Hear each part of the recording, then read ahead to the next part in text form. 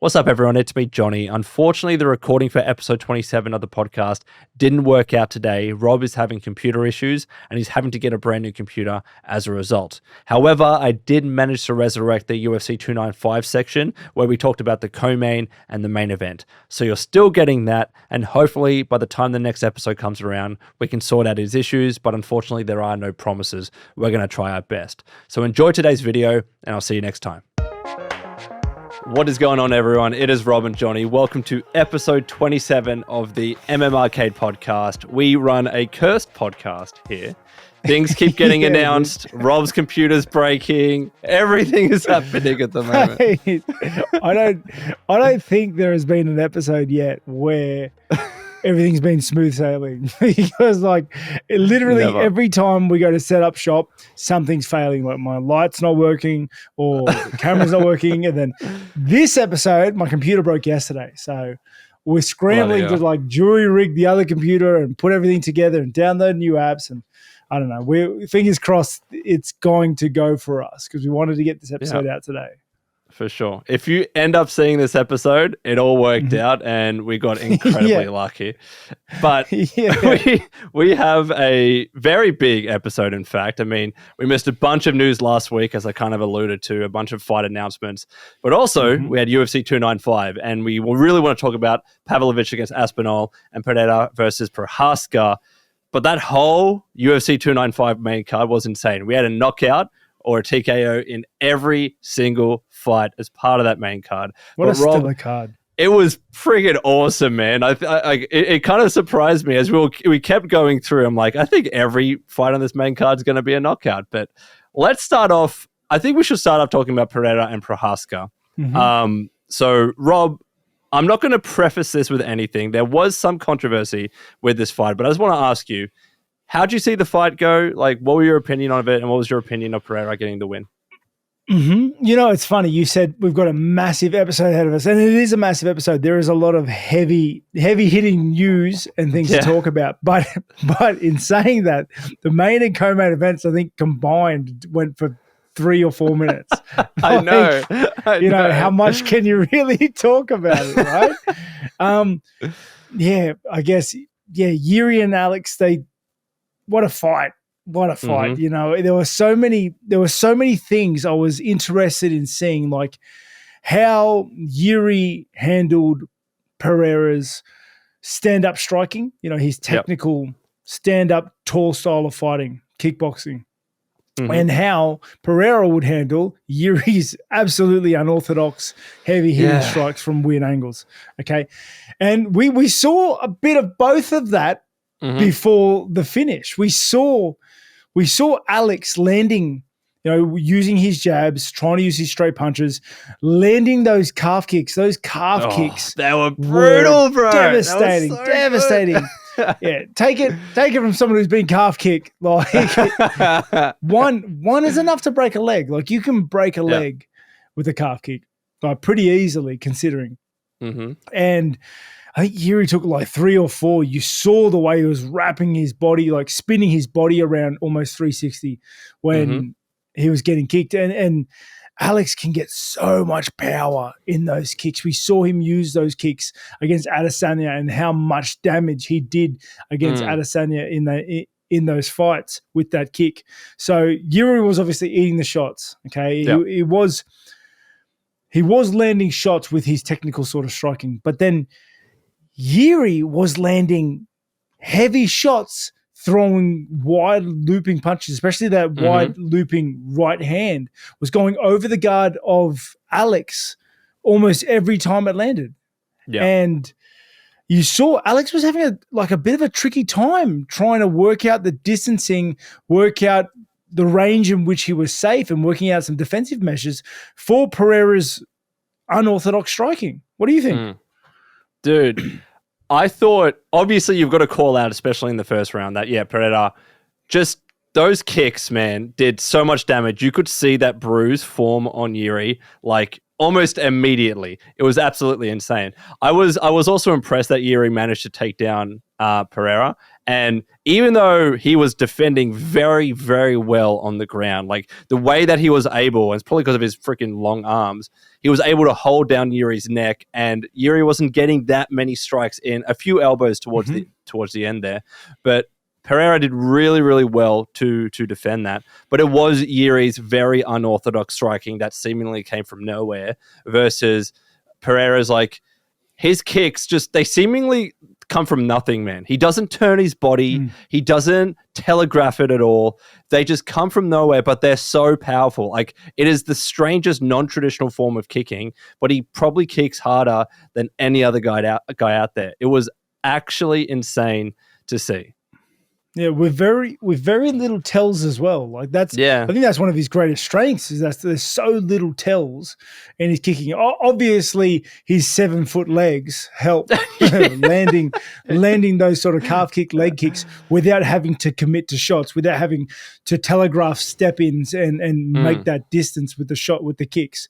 And I was impressed with Jiri's ground ability. You know, Alex trains with Glover exclusively, and I'm sure he works a lot of groundwork in that regard. And Jiri controlled him quite handedly. Yeah, he wasn't as effective as he could have been because Pereira was doing the right things, but he was holding him down quite well. And towards the end of that round, he was starting to really get to work. Like, he was starting to land those elbows. They looked pretty significant at the time, you know, but going into round two, we saw a lot of that unorthodox striking Jiri's known for start to find its way through.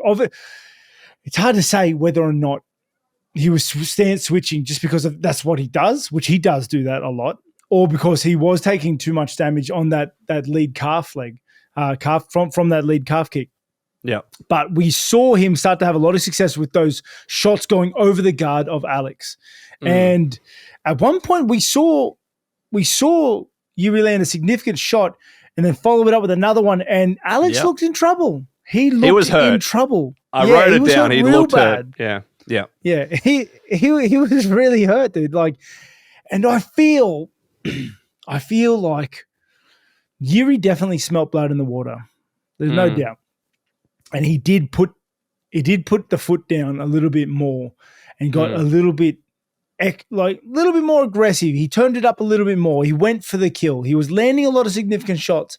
But I've got to say, Alex Pereira would have to be one of the most dangerous guys to do that to, because he's so well versed at fighting hurt. He is so well versed and so textbook stand-up striking ability that when he gets hurt, you see he keeps that same face. You can tell he's hurt, but he backs up and he's still on. He's still on. You know, he still throws those shots. He's good at countering and reversing and going backwards and fighting backwards. Yeah. He's good at throwing shots backwards, and that's what we saw. We saw him, he backs up against the fence. He threw that hook out, threw the follow-up hook, and he got Jiri. Jiri was going in. Now, it's hard to say whether Jiri was going in reckless or if Jiri was just doing Jiri, because let's be honest. Like, Jiri fights recklessly. Not that he is reckless. It just looks reckless, right? But you and I talked about this in the last episode, man. He likes to fight with his hands down, and you're right. He probably smelt some blood in the water and did that even more, which allowed Alex to come out with that right hook. And then obviously we go into the next sequence. A bunch of elbows, Jiri goes down.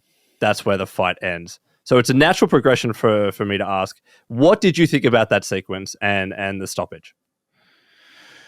Oh, you know, I think Jiri himself said he was out. I'm pretty sure Jiri himself in the interviews. Directly after the fight in the interview, he said, I was out, Mark Goddard was right.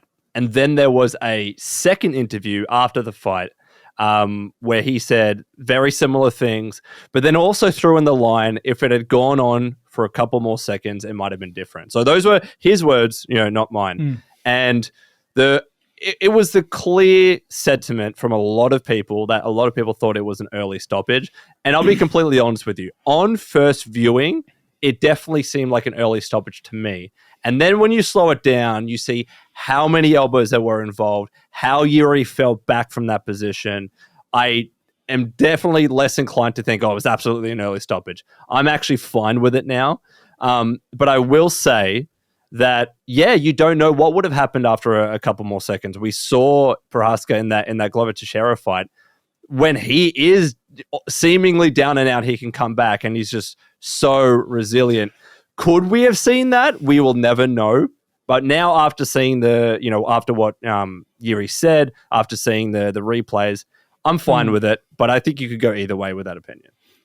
Yeah, I think it was fine. I think the call was the right one to make, because the way he fell backwards after taking those elbows was kind of, and also if you look just before Goddard jumps in and breaks him up, Yuri's not even defending. Like, his arms are above his head. Like, but Yuri's one of those characters. Like, I think it was a right call for the safety of the fighter, because that's what the refs are supposed to do. And I think it was the right call because Yuri's one of those guys that will go out and come back and go out and come back and go out and come back. And I swear I saw that with the Glover fight. Like, it's at times he was out on his feet. For sure. And he's said it before in other fights. I think when he was fighting Reyes, he said he was out. He got knocked out, dude, and came back. And so what do you say about that, Rob? Because you're saying that a fighter, like, if he's admitted to that in that previous fight, and now he said it in this fight and said maybe if a couple of seconds went on, it would have been different. How do you manage that? Yeah, like, the fighter's well-being and health is the number one priority, and in that regard, Goddard was right. But how do you reconcile that with the fighter and what he just said? Well, you don't. You make the call, and that's, I guess, like. Props to the referees, like it's not a job that I would want. No, because they're punching bags, man. Yeah, no one remembers your good calls, right? No one remembers. Yeah, no one speaks about how many times you've saved a fighter's life. It's always about when you screw up a call, right? For sure. And that was the right call, in my opinion. From viewing, I thought that was the right call. Yeah. No, I again, in the moment, I think myself and a few others thought it was early. But then after you watch it, after you let it all sink in, I think it was definitely the right call. And as you said, it's fighter well-being and health first. And I don't want to hold this against Goddard, because we've seen other refs, like, Herb Dean has made mistakes. You can't hold it against them. It's just, it's part of the fight game. It is what it is. I'm laughing because, even as I think about the fight itself, I'm like, but you know what I mean? I would have loved to have given him an extra 10 seconds to see what happened. You know what I mean? Can I be honest with you? Yeah. I thought he was 10 more up. seconds. Yeah, I think 10 more seconds doesn't look that bad. So I did this whole spiel about I think it was the right call, but in saying that, I still want to see 10 more seconds. So I don't know. I don't know. All we do know is that, it's just, fact of the matter is the fight was stopped, good or bad. It is what it is. And I think Jiri more than anybody else understands that. And Alex is now the light heavyweight champion. And he freaking deserves it, bro. Like, I'm so happy to see that guy. Now he's won the title twice, or won a title twice in two different divisions, knowing what he's come from as well, winning 2 titles in kickboxing. He's like one of the greatest combatants. Well, what do you mean you're torn? I was talking him up, being nice. You were giving him a spiel, like giving him a why a skateboard straight into the hole. Because I think, granted, he's fought the best of 2 divisions within 7 fights, and he's won the belt in 2 divisions within the same span of the year. Yeah, right. 3 fights, he won 2 belts. Now, I don't know if obviously that is an absolutely remarkable feature, and props to him. But sometimes working your way through the rankings is harder than those Like they're the ones that kind of grind it out of you a bit. You know, what would it have looked like if Pereira had to fight 6 times to get to the title? You know what I mean? What does it look like if he had to fight his way through like a whole bunch of other guys, like Reyes, like Walker, like, you know what I mean? Yeah, no, like Hill, Hill for yeah. You know what I mean? Like, I think he beats Hill, but to be honest, bro, you could say that as well about his time in middleweight. Like, how many fighters did he not fight because Izzy had beaten them all? You know what I mean? Like, so it was just circumstance that he fought Izzy when he did, and they had the history and everything. Yeah, you could say that. I see where you're coming from. You know what I mean? But like, again, because I can, my comment sense is tingling. I can feel a whole bunch of people getting ready to ruin my day again, right? No, again, absolutely stellar work. Stellar work is to win 2 belts in 7 fights, mind-blowing. You know, to beat 2 champions in 2 divisions in 7 fights, mind-blowing. It's not like if you looked at his tenure in a fight as a fight legacy, as a combatant, combat sports athlete, like he hasn't earned it one way or another. You know, he's lived in the ring, but I just think that angle looks a little different if you have to fight your way through young, hungry dudes, young, hungry studs, and then grind your way through like the top 15, top 10. Like, there's some hard fellas there, you know. And especially, I tell you what, he's going to have to fight him now.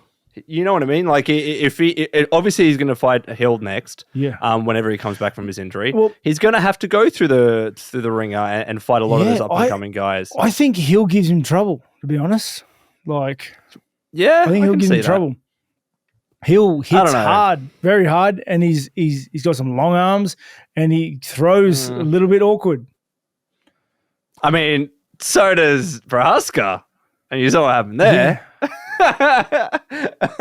You're 100% right, but I feel like Hill's just got a little bit more whack in him. Yeah, maybe. It's hard to say. It's like it's hard to say. I mean, there's Hill, and there's obviously the potential rematch with Blachowicz and a ton of other guys in that division. So we only have to wait and see who he fights next. But do you have any closing opinions on that? No, you know, congratulations, Alex Pereira. You know, that is a super remarkable feat, like unbelievable. Sure. Enjoy your laurels. That fight I got right. That was my prediction. But in the next fight, you got this literally 100% right. And you should have seen my face when Aspinall did what he did. Pavlovich against Aspinall, round 1 knockout. Bro, holy shit. I was flabbergasted. What did you think of that fight, man? Mate, speed kills. Speed kills. Right. He's so fast for a dude that big. It's scary. Yeah. We're talking Pavlovich. And you can see how, like, for him to move that quickly as a big guy, he doesn't lose any of his power, obviously, right? And that was it. That's all we could talk about for that fight. Like, it was literally speed versus power. But then speed is power, you know, really. Let's not get an argument. So that was the idea. Aspinall's going to be too quick.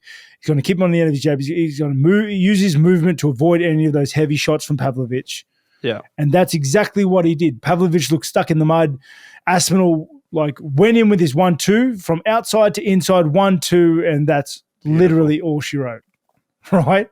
Honestly, dude, I couldn't believe it because I was scared a little bit for Aspinall because obviously Pavlovich was throwing and you could see, and you know what? This is like not something shocking. Aspinall said it himself. He was fearful. He was scared. You could see the fear in him, but then he also said, I think the fear is what makes me a great fighter. He was very, very careful of Pavlovich and he played it absolutely perfectly to a T. Man, I'm so happy for him. That entire, and it was a short fight, but I had tingles throughout that entire round until he did what he did. And I was like, that is insane. What else could you say? And well, what I can say is that I am so excited for Aspinall Jones, dude. Like, So excited. So excited. I can't. Is that the plan? Yeah. Is that the plan? Because what do you do for Stipe? Oh, yeah. You know what I mean? Yeah, true. You can't defend an interim belt. That has been a big conversation.